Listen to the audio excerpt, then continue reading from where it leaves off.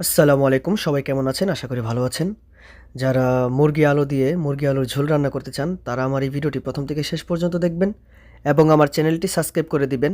তাহলে শুরু করা যাক।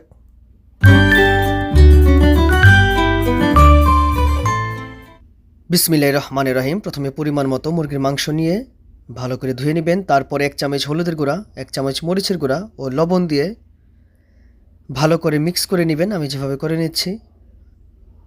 এরপরে একটি কড়াইতে তেল দিয়ে তেলটা গরম হয়ে গেলে তবে মুরগিগুলোকে এভাবে ভেজে নেবেন। এমন বাদামি কালার হয়ে গেলে তারপরে উঠিয়ে নেবেন। এরপর একটি কড়াইতে তেল দিয়ে পরিমাণ মতো পেঁয়াজ, যতটুকু প্রয়োজন মুরগির হিসেব করে পেঁয়াজ ও মরিচ একসাথে দিয়ে নেবেন। এই সময় গরম মশলা অ্যাড করে দিবেন। আমি নিয়েছি 3 পিস এলাচ, 2-3 পিস দারচিনি, 2 পিস তেজপাতা ও 4-5 পিস গোলমরিচ, কালো গোলমরিচ। এরপরে দিয়ে দিবেন পেঁয়াজে। এরপরে দিয়ে দিবেন পরিমাণ মতো আদা রসুন বাটা, 1 চামচ করে দিলেই হবে। ভালো করে নেড়েচেড়ে এভাবে একটু পানি অ্যাড করে দিবেন, তা নাহলে মশলাটা লেগে যেতে পারে। চুলার আঁচটা লোতে রাখবেন এই সময় এবং মশলা অ্যাড করে দিবেন। আমি এখানে নিয়েছি 1 চামচ হলুদ গুঁড়া, 1 চামচ মরিচ গুঁড়া, 1 চামচ জিরা গুঁড়া, 1 চামচ ধনিয়া গুঁড়া ও আরও অ্যাড করে দিয়েছি 1 চামচ শাহি চিকেন মশলা। এটা আপনি দিতে পারেন এবং নাও দিতে পারেন। মশলাগুলো এখন দিয়ে দিবেন, দিয়ে নেড়েচেড়ে নেবেন। দেখতে পাচ্ছেন আমি নেড়েচেড়ে নিয়েছি। এখানে একটু পানি অ্যাড করে দিবেন যাতে মশলাটা পুড়ে না যায়।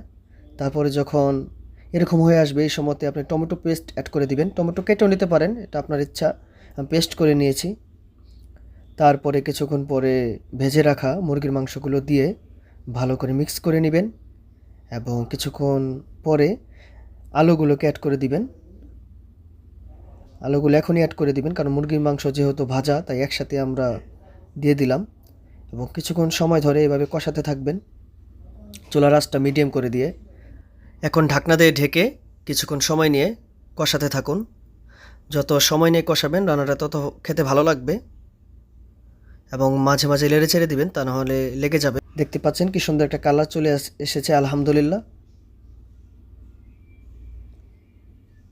যখন এরকম কালার চলে আসবে মানে আপনার কষানো হয়ে যাবে, তারপরে পানি অ্যাড করে দিবেন পরিমাণ মতো। আপনার যতটুকু পানির প্রয়োজন সেই পরিমাণ মতো পানি অ্যাড করে দিবেন।